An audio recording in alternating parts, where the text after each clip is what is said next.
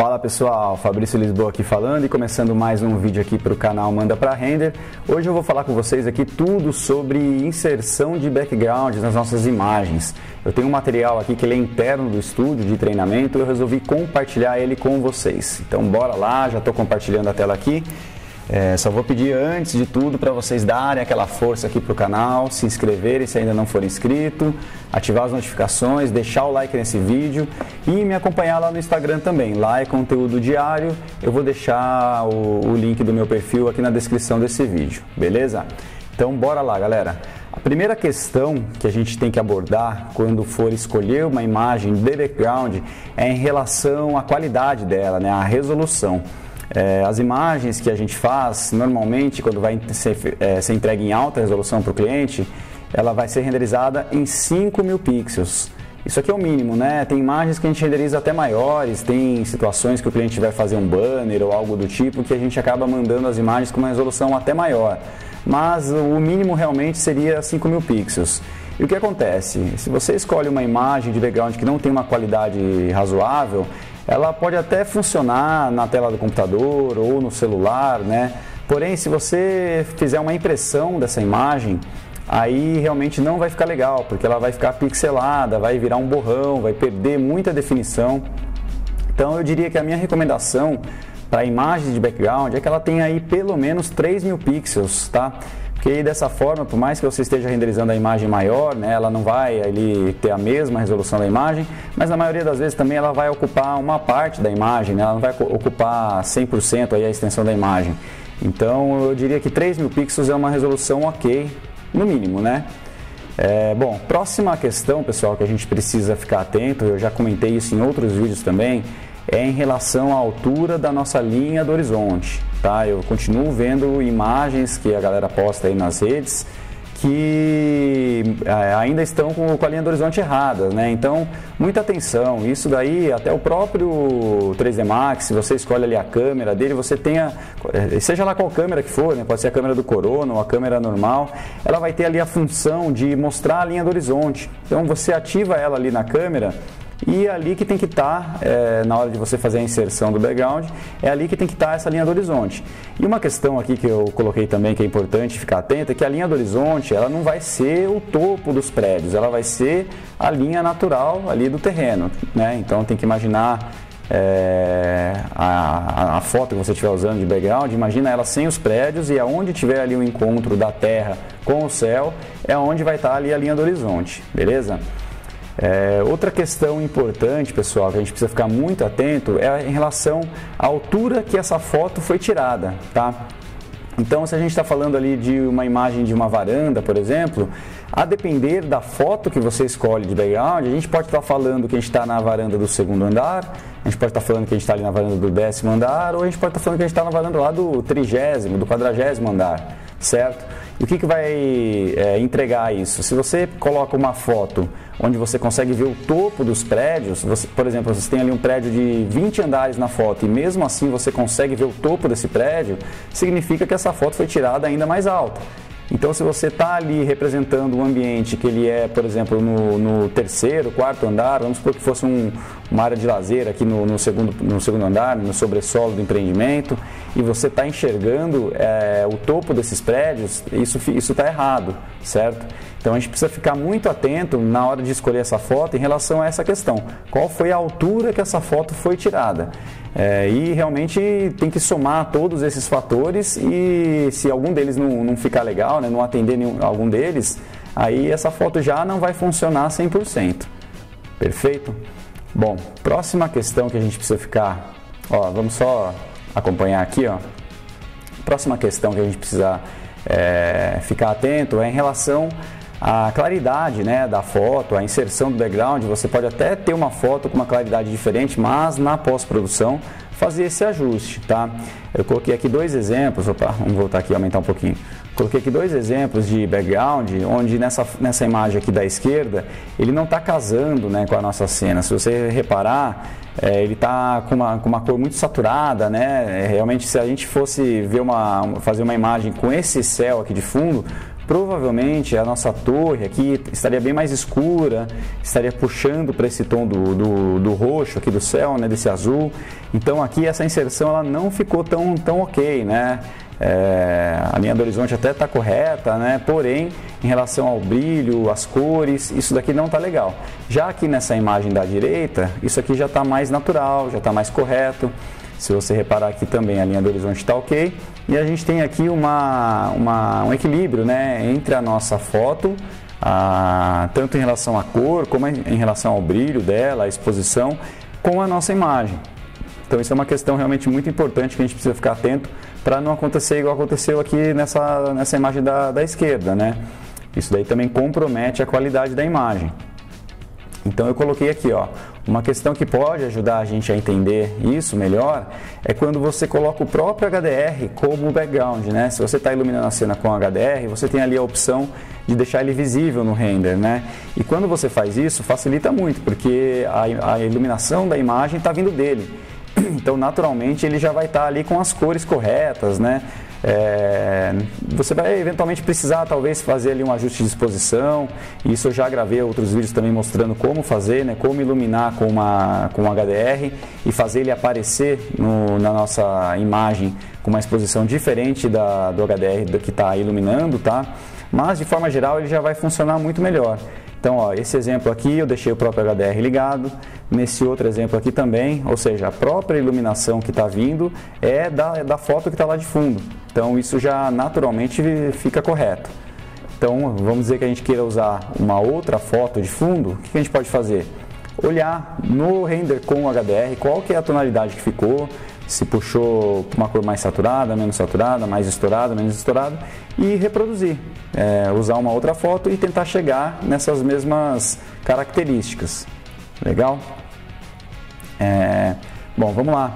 Outra opção que a gente tem para inserir o background é qual? Colocando um Corona Light, um plane com Corona Light ligado. Então aqui a gente falou do próprio HDR ativado, né? Ligado no próprio render.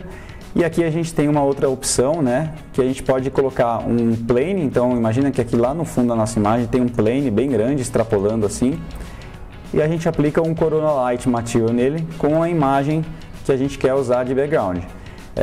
Outra coisa importante é que a gente precisa deixar esse plane, né, sempre perpendicular à nossa câmera. Então se a gente tem a nossa câmera que está olhando daqui para cá, o nosso background vai ter que estar aqui, ó, perpendicular a ela, certo?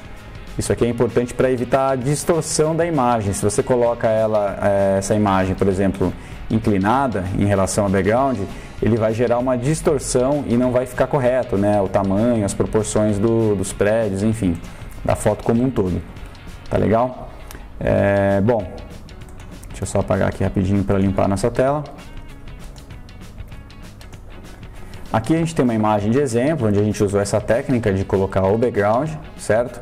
E aí, obviamente, tudo que a gente comentou ali em cima antes, a gente precisa ficar atento aqui. A questão da altura da foto, a questão da tonalidade, da saturação, da linha do horizonte, todas essas questões aqui nessa foto, se a gente reparar, foram contempladas. Então é uma inserção ok, é uma inserção correta para essa imagem. Se a gente olhar aqui, ó, aquilo que eu comentei, a gente tem uma torre ali de, sei lá, uns 20 andares, que seja, e a gente não está enxergando o topo dela. Por quê? Porque essa área de lazer aqui dessa imagem não estava na cobertura do prédio, né? Devia estar ali, acho que no sobressolo do quarto, quinto andar.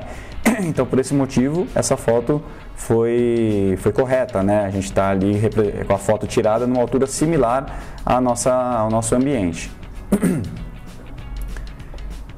Bom, vamos lá. Qual que é a próxima questão aqui que eu vou falar para vocês?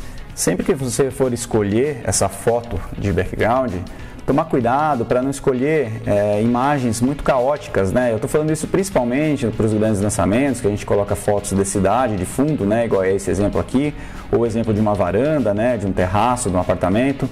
Se você puser uma foto onde o background tem um background onde a foto tem prédios muito caóticos, ou se tem, por exemplo, uma favela, ou se tem um prédio em construção, ou se não um edifício famoso, né? Imagina que você está olhando aqui e tem ali o prédio do MASP, ou tem o edifício Itália, enfim, edifícios aqui, eu estou falando edifícios de São Paulo que são ícones, né, de arquitetura, que facilmente as pessoas iriam identificar.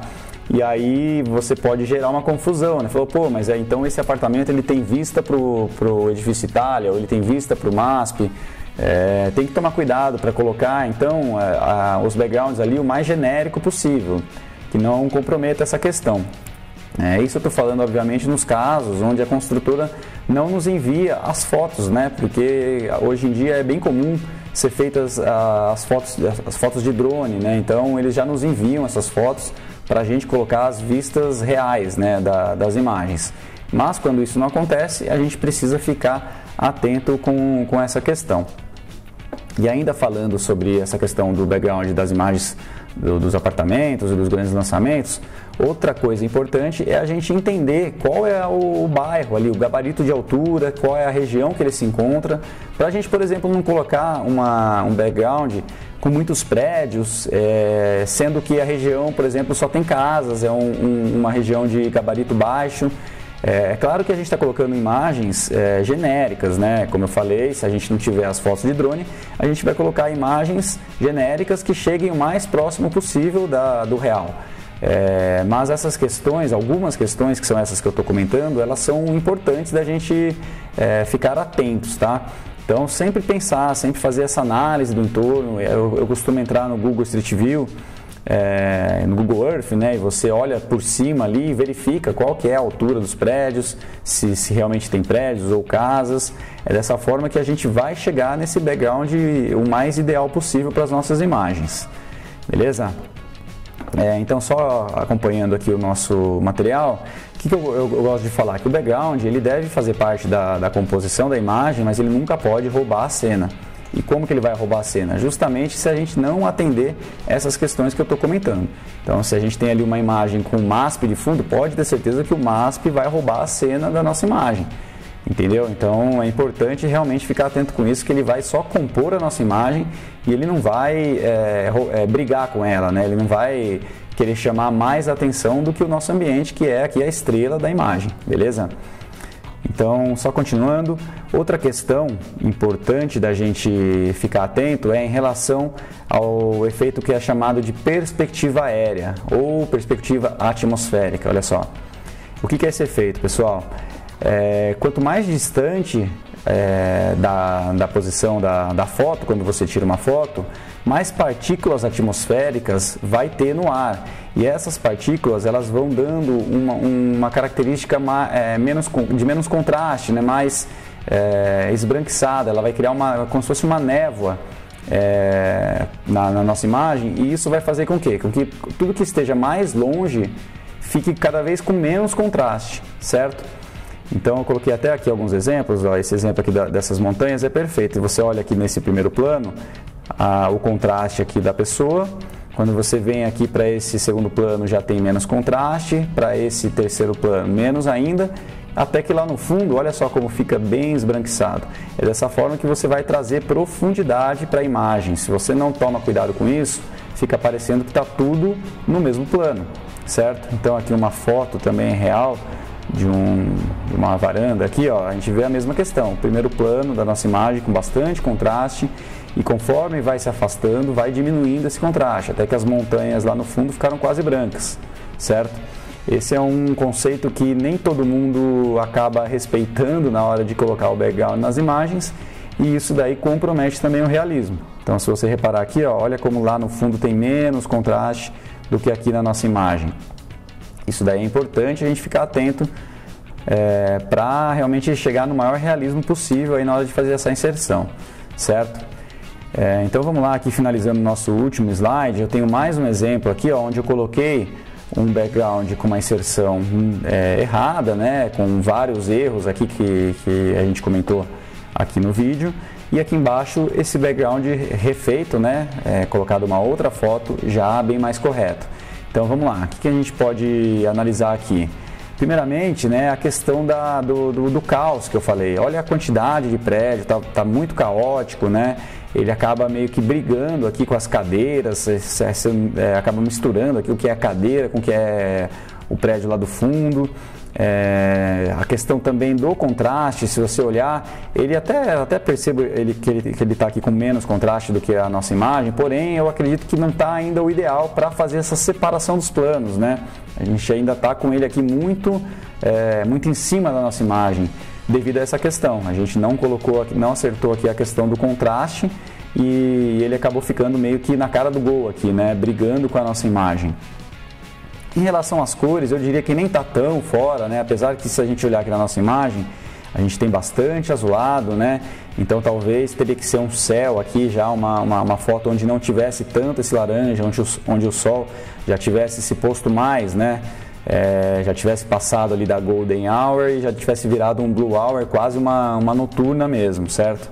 Que é aqui a iluminação da nossa imagem. Então essa é mais uma questão que poderia ter ficado melhor.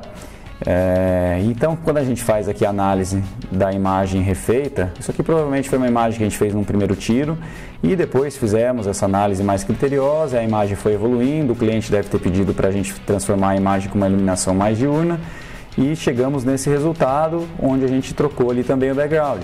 Então aqui a gente já consegue perceber que está bem mais natural a inserção, ele chama bem menos atenção, né? Não concorre com a nossa imagem. A gente consegue perceber lá que ele está com bem menos contraste, então a gente tem uma profundidade, a gente consegue perceber também que não tem nenhum elemento, nenhum edifício chamando a atenção, roubando a cena ou se confundindo aqui com o nosso ambiente. Então eu diria que essa inserção aqui do background foi feita de uma forma muito mais correta do que essa aqui de cima.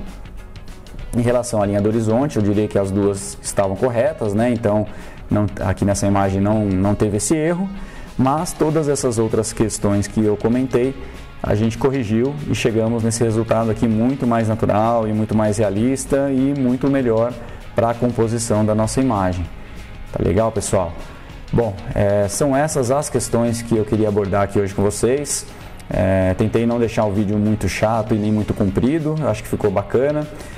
Deixa no comentário aí se vocês tiveram alguma dúvida, alguma sugestão, algum questionamento. Eu vou ler todos eles, vou responder e também já pode deixar aí temas para eu gravar novos vídeos, tá?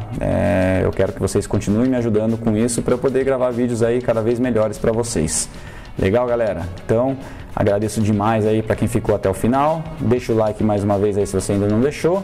Um grande abraço, até o próximo vídeo e manda para render.